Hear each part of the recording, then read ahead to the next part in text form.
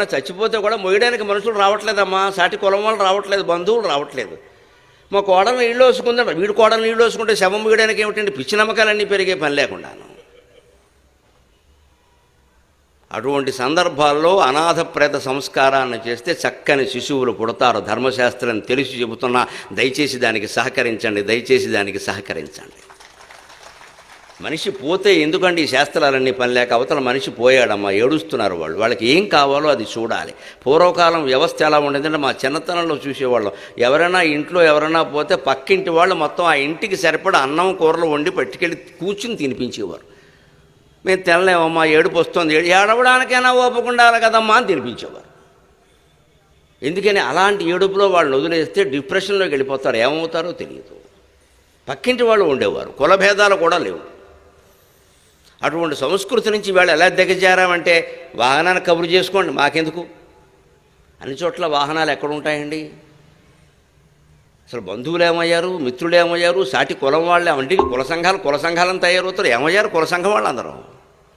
ప్రతిదాని కార్తీక మాసం వనభోజనం అనగానే కుల సంఘం తయారవుతుంది కదా, ఎవరన్నా పోగానే కుల సంఘాల వాళ్ళు రారండి, నిలబెట్టి అడగాలి ఏం చేస్తున్నామని. అక్కడికి అసహ్యాలు వచ్చేస్తాయి, మైలు వచ్చేస్తుంది, అశుభం జరిగిపోతుంది. మొన్న గృహప్రవేశం చేశాం కాబట్టి ఎవరు చెప్పారు? ఎక్కడా లేదు ఇది.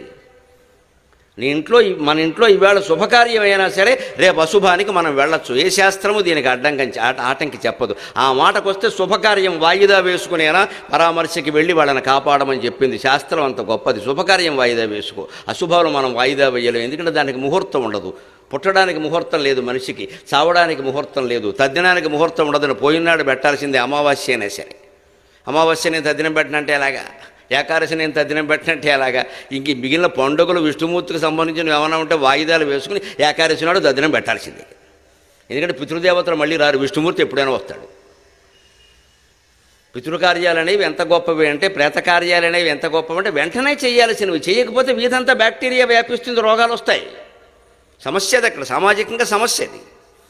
అందుకని ఏమీ ఆలోచించకుండా వెళ్ళిపోవలసిందో. ఇంట్లో కొత్త కోళ్ళ కాపురానికి రాని నీళ్లు వేసుకొని పాలు వేసుకొని మనకు అనవసరమైన విషయం. పైగా దానివల్ల పుణ్యం. అనాథ ప్రేత సంస్కారం అశ్వమేధ సమం విదుహు అన్నారు. శూన్యాలయే శివార్చనం, శూన్యలింగార్చనం, అది కూడా గొప్ప పుణ్యం అండి. ఏమిటో తెలుసా శూన్యలింగార్చనం అంటే? శివాలయం జీర్ణమైపోయింది, ఎవడూ వెళ్ళట్లేదు, మొత్తం సాలిగూళ్ళు పట్టేసే దాన్ని శుభ్రం చేయించి మొత్తం మళ్ళీ ఆలయాన్ని పునర్నిర్మాణం చేస్తే అశ్వమేధ యాగం చేసినట్టు లెక్క అన్నారు. అంత గొప్పగా శాస్త్రాలు చెబుతుంటే అవి చేయడం మానేసేసి మన నమ్మకాలు మనం పెంచేసుకుని ఏ రకంగా పక్కవాడికి సహకరించడం ఎగ్గొట్టేద్దామా, వాడి ఆస్తి ఏ రకంగా కొట్టేద్దామా, ఇదే లెక్క మనకి. వాళ్ళు ఎవరికి సహకారం లేనప్పుడు మన జన్మదేనికి ఇక్కడ భగవంతుడు ఇవన్నీ చూడడం లేదా? ఈ జనం రూపంలో ఉన్నది జనార్దనుడు కాదా? అందరు హృదయాల్లో ఉన్న పరమాత్మ మన ఆంతర్యాన్ని చూడడం లేదు. ఎవరికి ఉపకారం చేయమా, ఊళ్ళో మాత్రం ఊరికే అభిషేకాలు చేస్తాం వెళ్ళి. ఇక్కడ అపకారం చేయకుండా ఉంటే చాలా, అభిషేకం చేయకపోయినా పర్వాలేదు.